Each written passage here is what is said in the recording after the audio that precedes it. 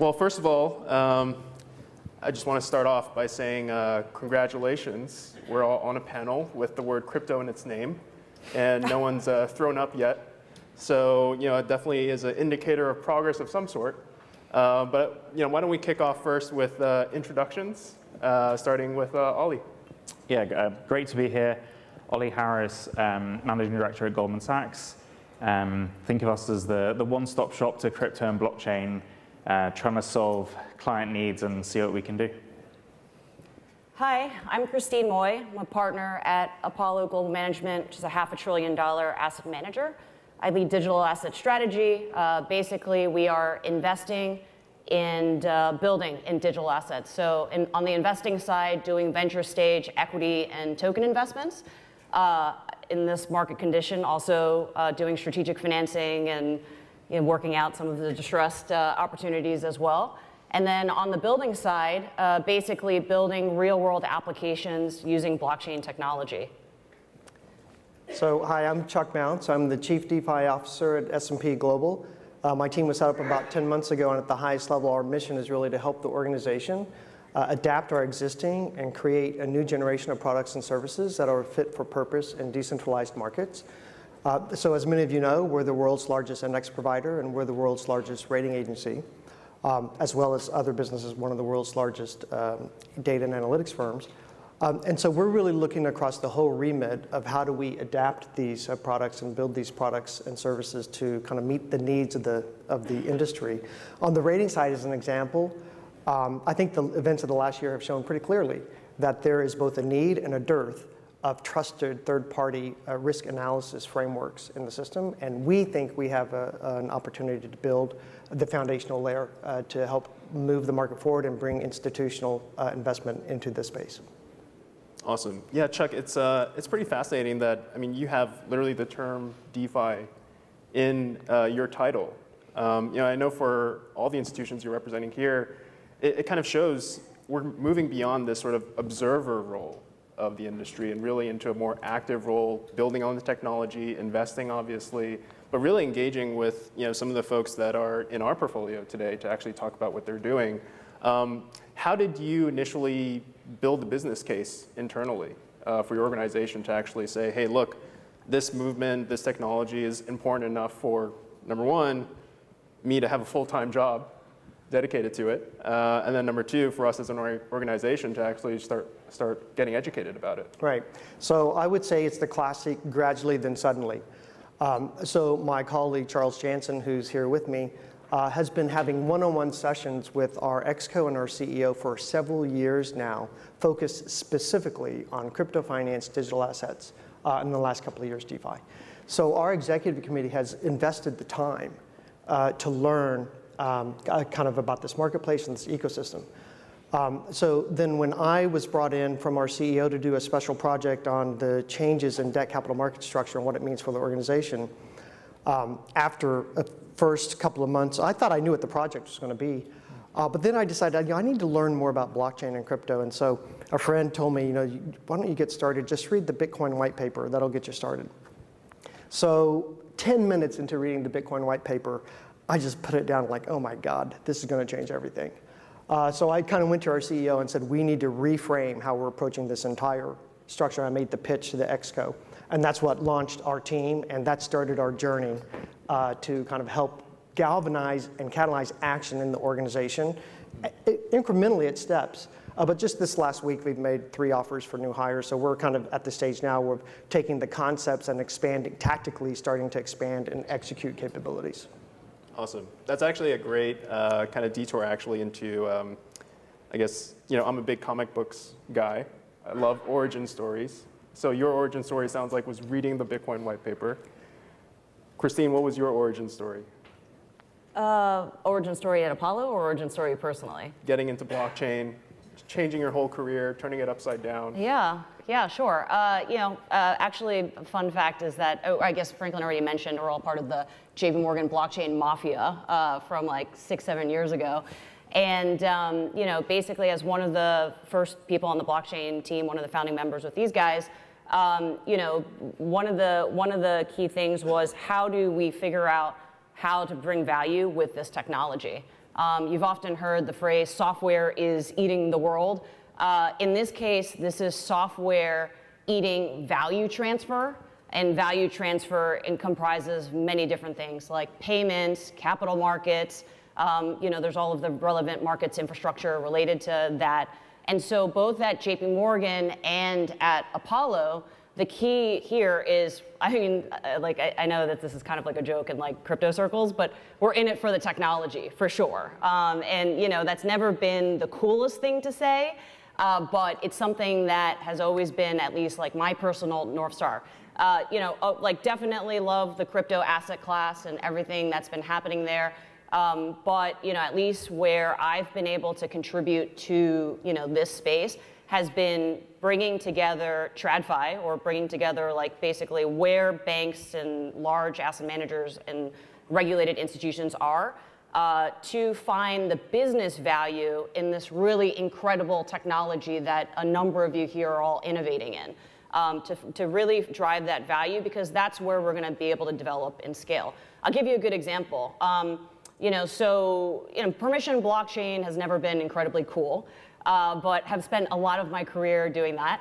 And so at JP Morgan, one of the key things that we built was basically a new application, a dApp, an intraday repo dApp, basically on permissioned Ethereum. Now, it was quite difficult to do, and it took a number of years and like countless control and risk and compliance meetings to get to the end to actually figure out how to transfer value on a blockchain and get a global bank like JP Morgan comfortable with that. In like just a couple years of this going live, and basically I led it through a COVID year, it has already transacted $500 billion of tokenized treasuries in US dollars.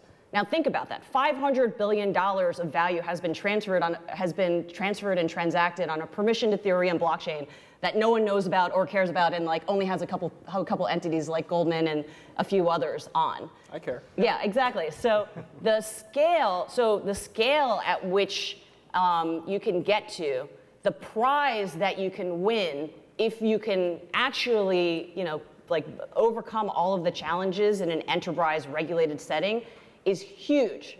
We used to say, if we could just get this done, we could change the world, right? And so I still believe that. It is quite hard.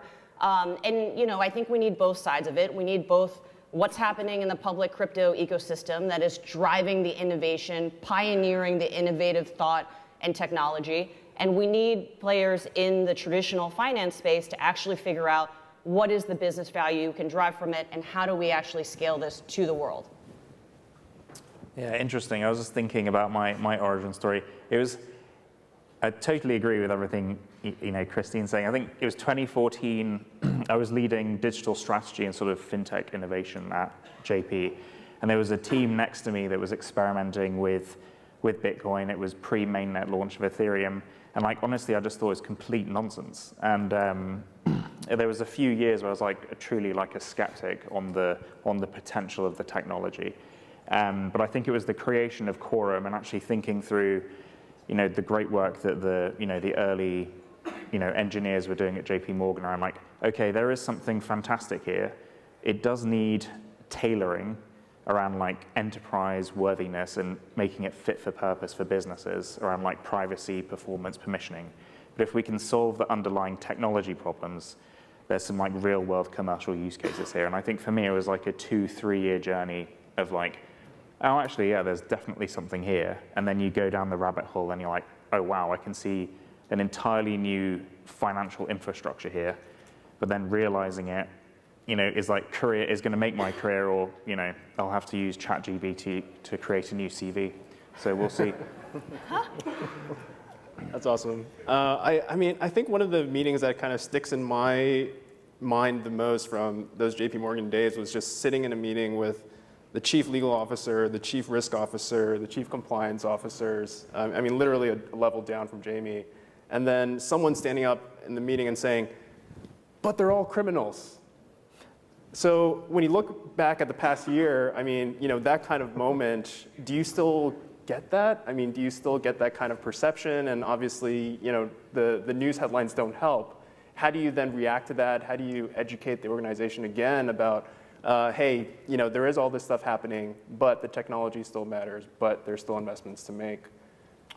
Yeah, I think personally, I think at Goldman Sachs, we're definitely way past those sorts of conversations, which is great. So the level of education within the firm means we have like a tremendous amount of senior management support. And I think one of the things about Goldman Sachs is they're very commercially minded. And so whereas some other companies started experimenting and hired teams around engineers and researchers, it was really 2020 that we went in and we grew a team from 2 to 3 people to around 70, 80 today. And I think the part of that is it's very much focused on the technology is now fit for purpose, whether it's primarily permissioned in our space as a US bank for safety and soundness purposes. But then thinking through, okay, what can we actually do? So on the crypto side, we're building out crypto-related businesses alongside client needs, where permissible. So whether it's crypto derivatives trading or in certain instances lending against crypto. On the blockchain side, again, to Christine's point, there are a tremendous amount of use cases where there's actual commercial benefits. And it is a long journey, but we're in the business, we're not in an innovation team. And that's a huge change now, is it's self-funding and it's delivering, savings or revenue for the company. And then finally, thinking through, what's our role and how can we play, whether it's, advocacy with governments and regulators, investing or building product. So I think the good news is it's, obviously legal, compliance, risk, they're our key partners on our journey. And we're very fortunate that we have dedicated staff members who are experts in both those specific domains, but also in crypto and blockchain. And I really see them as enablers to help us get things done in a safe and appropriate way versus, back in the day when, they were wondering if they'd, they're all criminals, or if you're touching nodes or blockchains, you're also downloading nefarious, images or, things onto your computer, which I was no, that's ludicrous. Please understand how a blockchain works. Yeah, and to add to that, Apollo's specific strategy, as I mentioned, is to invest and to build. And the reason why we do that, the reason why we're not just investing, is because it's the building part that helps demystify and helps build internal intellectual property and understanding of what this technology is, right? So we've spent a lot of time tokenizing private funds, as an example, or purchasing tokenized mortgages off of a blockchain. We are in the process of figuring out how to transact on DeFi protocols as a regulated institution that has KYC, AML requirements. Holler at me if you've got compliance services related to that. The conversation with our compliance, risk, and control functions is more evolved, because when you actually take a tangible situation that is business relevant and say, I want to do this, and then you have to get into the conversation of what is this and how are you doing this, and these are the perceived risks, and how are you going to mitigate those perceived risks. You are building, basically the muscle internally to understand what is this exactly. And so, basically you can't, your partners can't necessarily still stand by the sidelines and paint it with a broad brush and say this is all, criminal activity stuff that I don't know about that seems really scary. When you actually, roll up your sleeves and sort of put in that sweat equity and actually put in the action, that's when internally, they have to learn alongside. And then, the understanding of the various parts, the breadth of this technology and asset class really come to light. So, that's how we've been, sort of approaching those discussions and, evolving the, kind of the sophistication of how our team members understand the technology and the markets. Mm-hmm. Yeah, I mean, one of the things that I noticed as you guys are talking through that is just how commercial the conversation is now. I think back in 2016, 17, it really felt like an academic exercise. We were sort of the skunk works unit or The way Xerox has, Park Labs in Silicon Valley, we were sort of that, just playing around and saying, oh, it's just a toy today, but hey, it's fun to play with. But now we're really talking about clients and customers and business cases. Chuck, from your perspective at S&P, one thing you've said a lot is that customers really are sort of driving the push you're making into DeFi. What is that actual demand? What are clients asking for? Yeah, so when I think of clients, I really think of our traditional clients and an emerging set of new personas or client sets that we don't necessarily have any established relationship with, but we're taking the lead and trying to establish those. But probably the starting point for us is how do we take our existing approaches, for instance, on the ratings business, and our existing criteria and methodologies, and leverage the knowledge we have in financial institutions groups or structured products, and apply that into a decentralized financial ecosystem. So as you may know, S&P Global provided the first rating of a DeFi company, Compound Prime, which is not the protocol, but the debt issuance of them. But we also provide ratings for companies that aren't crypto native, but have exposure to crypto, whether it's the country of El Salvador, for example, or MicroStrategy is another example. So we have to integrate our capabilities, our historical capabilities, and build out these new sets of capabilities to meet the needs of market participants today and in the future.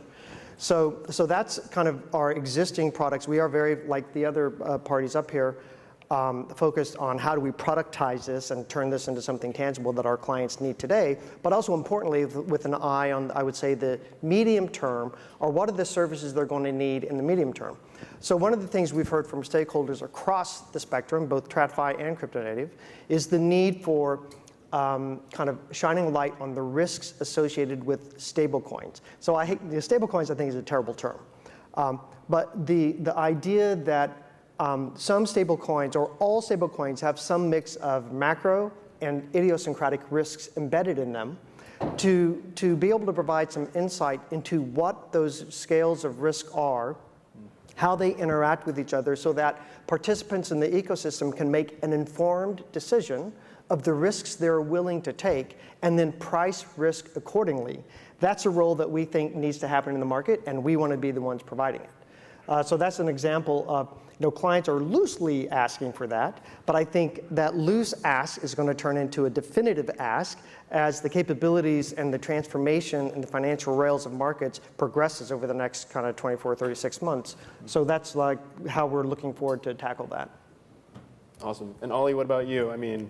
Years of experimentation, what are we seeing in terms of real commercial applications? It's on the continuum of digital assets from like crypto to the technology, I'd say on the crypto side, clients are different, personas or types of clients are looking for crypto exposure, whether that's in private wealth or in, global markets from, institutional investor perspective. And we're thinking through ways to solve for that need that is permissible. I mentioned like the derivatives trading in the institutional side, but also fund products that we offer through, private wealth. Then on the blockchain side, again, I'd delineate this into like two buckets. One is like, actually Goldman Sachs as the client. And this is where, our partnership with JP Morgan on intraday repo is like one example where, using blockchain and DLT in specific products can actually help us reduce like funding costs, capital charges, and like generate real operational savings for the firm. And then secondly, from a more broader like tokenization or issuing assets natively digital, we've built out our GS DApp platform, and we work with a bunch of other platforms as well in terms of like where can we issue assets on chain. And it is interesting, I'd say, over the last, especially in the last 8 months, we've seen increased demand, like real demand for clients who are realizing the benefits of blockchain, even though it is a multi-year journey. Has something been happening during those past 8 months or something? It's kind of hard to pin down because this is the first time where client demand is not correlated to the price of Bitcoin, which is honestly amazing. Because previously it was very, it was the direct one-to-one like relationship where, would either be extremely quiet or extremely busy. And I think the good news now is people are like actually again, the education piece. They understand that like these things are different. And it's probably a factor of like, even in a bear market, large institutions like everyone on this panel are still investing in building on whether it's permission blockchain in the banking space or just more broadly. So I think that's probably why we're seeing this sort of continued, path towards, getting products on chain. And I think also we're reaching the point where tokenization isn't the end point. Now, Franklin, when you were reminiscing back to a few years ago, it was like, I don't know, like how do we figure out how to transfer value on a blockchain and get approved and not get fired? Or like, let's figure out how to tokenize something. And at that point, that was the end point. And by the way, tokenizing something means just putting it into a digital format or putting on a digital ledger, shared registry that we can all update balances on. And I think that with all of the experimentation and effort that's gone on in the past few years, now we're finally at the tipping point where it's, again, like, why am I tokenizing this? Like, what is the business value? And so, at Apollo, this is like where we're hyper-focused. Like, tokenizing a fund was like, let's just make sure we know how to do this right, and like basically all the infrastructure from a technological and operational standpoint are set up. But to what end? Like, why? Why bother? Like, I mean, if like no one's on the blockchain network with you, or if no one's like interested in buying your token on the blockchain network, then tokenizing it's not really going to get you much. Sorry, you wanted spicy. We're going to get spicy now. But I think for us, there's a bigger prize when you're thinking about what it means to tokenize a private asset or a private fund, and in our case, as an asset manager. For example, like let's think about like each incremental dollar that goes into a private bank or a wirehouse. If that private bank or wirehouse is offering basically a model portfolio offering, it's basically like, okay, for that incremental dollar, here's a pie chart of how that dollar is going to be allocated. ETFs, equities, mutual funds. Guess what? Those are all super liquid and easily to operationalize asset types. You know what's not in that model portfolio? Alternatives in private assets. Why not? Because alternatives in private assets are actually difficult to operationalize, and actually it just goes through like a different team, a different setup, a different channel. Now, what if tokenization could be sort of the middleware, like the middle layer, to get all of the different asset classes, whether they be liquid like public equities and ETFs, or less liquid like the spectrum of private assets and private funds that are being created, and basically served as like a middleware layer to automatically rebalance a portfolio of assets. And by the way, like for those of you who have been watching DeFi, like what are smart contracts great at? Rebalancing pools. Mm-hmm. What's a model portfolio? Basically a pool of assets. And so, for us, it's less about like, hooray, we like tokenize something. It's more about tokenization to what business end? How are we going to drive like a broader change in the industry, in our case, the alternatives industry, and what type of secular change can we shift with this new technology?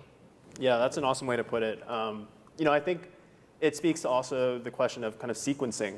If we all believe that the future of DeFi, the future of crypto is that eventually all of Wall Street and traditional asset classes eventually converge onto a blockchain, when does that happen? What happens first? And I think, Christine, exactly as you were saying, it starts really with the use cases that are underserved today, right? The asset classes that don't have infrastructure or are really operationally difficult or just don't have secondary markets, for example, and where blockchain actually presents the best solution today to actually leapfrog all of the crazy plumbing that we have in our traditional institutions and actually get something really efficient because now we know this is possible.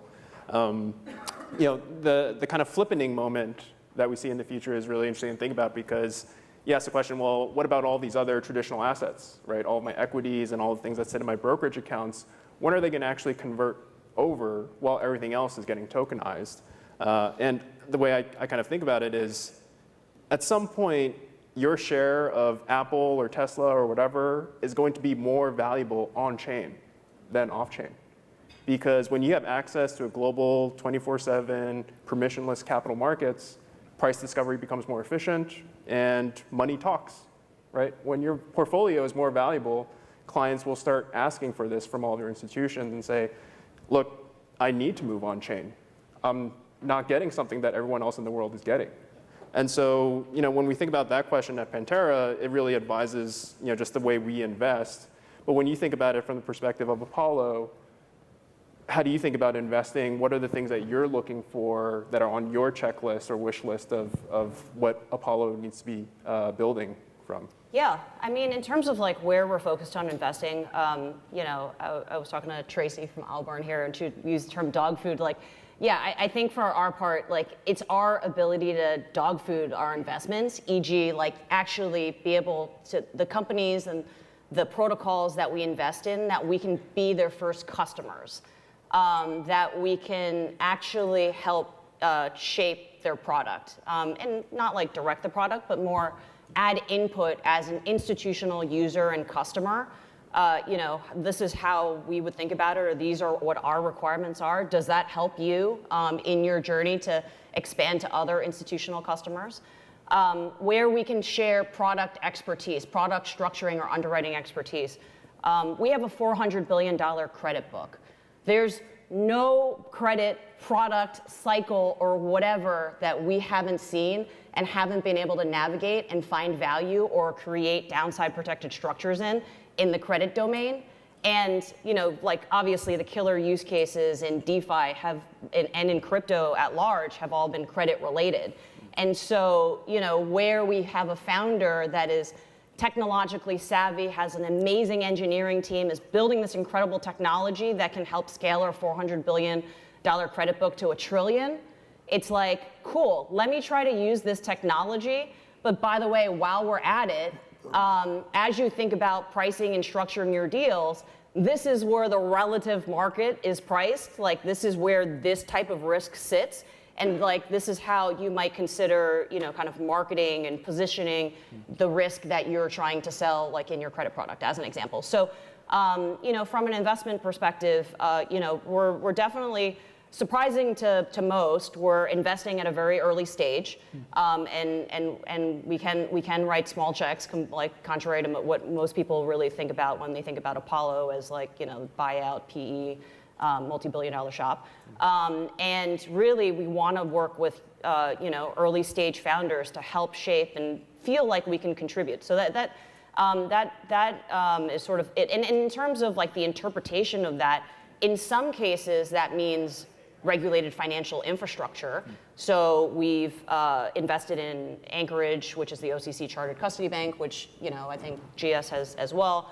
Have also invested in Figure, but then that's also a broad interpretation of like layer one protocols. We've invested in Aptos and Sui because we're interested in highly performant blockchains that we can transact on.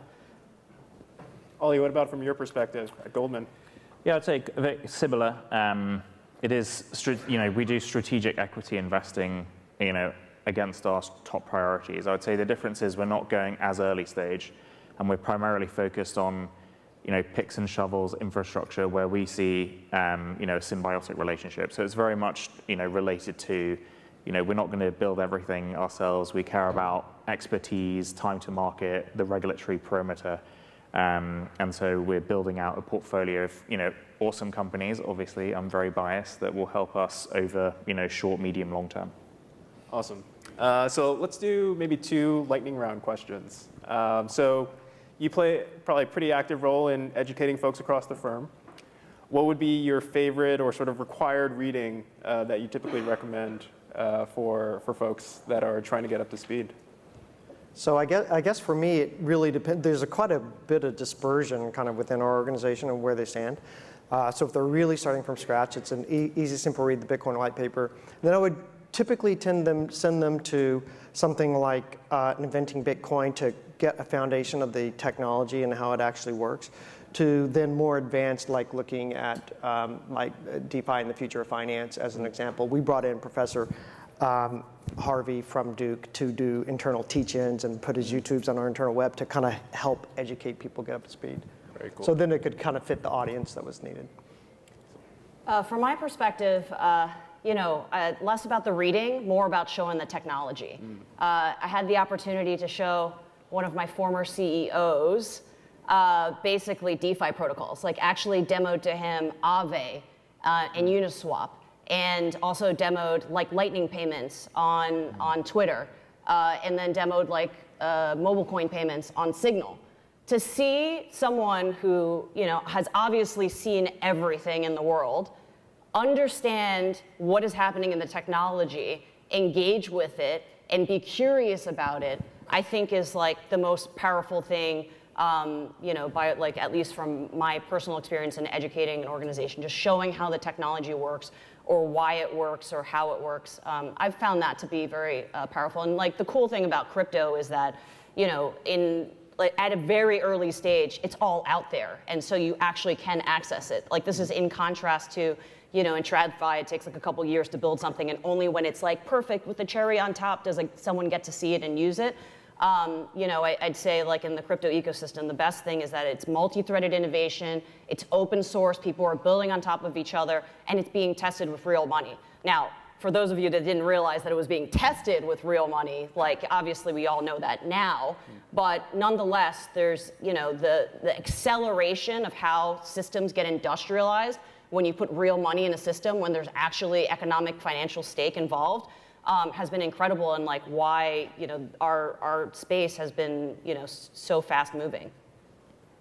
Yeah, so I love that. Yeah, I think normally downloading a wallet and teaching people about like what's a non-custodial wallet, what's a bearer asset, where does your asset actually live? I think that helps a lot, and then people's minds sometimes they kind of explode and like, wow, this is amazing. And then the next step I was going to say is Twitter, because if there's a genuine sort of passion and they're like, oh, okay, I've read a few white papers, I'm interested to learn more. I typically will send them to like the Block, Masari, or Twitter, because you're constantly out of date and like struggling to keep up. And I think even with all the changes on the UI, I think Twitter's still good. Yeah, the one idea that never really picked up steam at JP Morgan was dropping USB drives with Bitcoin private keys into the executives cafeteria, and then just seeing what happens. Okay, so, last lightning round question. I know we're all parents on this panel. When you look to the future, what do you think the next generation is going to experience when it comes to their financial lives? So I've got a sort of a funny story here. Well, I hope it's not that funny, actually. It's very serious. But my son was born on December 14th, and I thought, oh, that'll be awesome. I'll buy the Wall Street Journal, and I'll put it in a frame. And then I went on the website to buy it, and it was sadly the front page of SBF in handcuffs, and then I really just like it. I actually sat down. I was like, wow. Like when he's 18 or 21, and he gift it to him, I'd be like, am I still going to be in a job? Like, what is crypto and DeFi going to look like then? But I'm hopeful that it's kind of like the internet teams back, 20 years ago. My job won't exist. It'll just be like underlying infrastructure, and it'll all be abstracted away. And we'll just care about the actual utility of like these underlying networks and the plumbing of finance. So I'm hoping that it'll be pervasive and ubiquitous, but we won't be having teams like me anymore. I think just fast forward. So I have a 6-year-old and an 8-year-old. So fast forward into the future. I think we can see that with this generation of crypto users, like call it the younger swath of like 19 to 28, very crypto savvy and crypto native. No preconceived notions of what is money or what are like these financial products. Pretty empowered to transact on electronic platforms, on mobile. And then we take on the other hand, sort of the emergence of DeFi, and which, by the way, like as like a boring boomer person, I think of DeFi as just the transformation of financial services into tech microservices.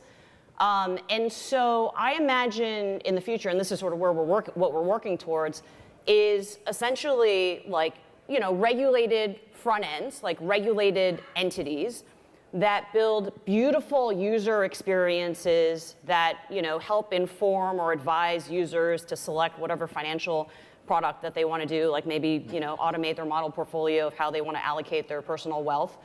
And in the back end of that regulated, beautiful UI is a curation of basically these DeFi protocols that all of you teams are building to basically enable financial services in an automated way without the clunky back office, without the paper, that is self-enforcing and fair and accessible.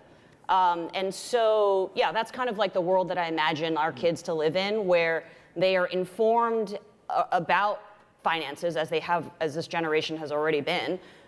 They're tech savvy, and they get to benefit from all of the work that we're building today. So I guess my kids are a little older. I've got a 26 and a 28-year-old, and to this day, they don't know how to write a check. So they're going to skip that whole phase, and I think I'm excited for them in the context that I think their financial lives are going to be so much easier than it's been for kind of my generation, and that they're going to have access to opportunities and financial products that were unobtainable for people at that age. And so that's going to unlock really a lifetime of opportunity that can go well beyond the immediate gratification of a kind of a good investment, but can actually really be life-changing. And so I'm super excited to see all of this come together and the capabilities emerge that will allow them to kind of catapult into this new way of living and financing and kind of caring for it with their lives. That's awesome. Yeah, I mean, when you think about it, kids these days, they interact with a digital wallet before they even learn how a credit card works. So if you take that one fact and extrapolate from there, there's no way that finance and Wall Street look the way that they do for the next generation. So I'm also really excited for that. Thank you to all three of you for joining us today. As a reward, we will feed you lunch. So we're going to take a break now. Lunch will be on level 2. We'll see you there.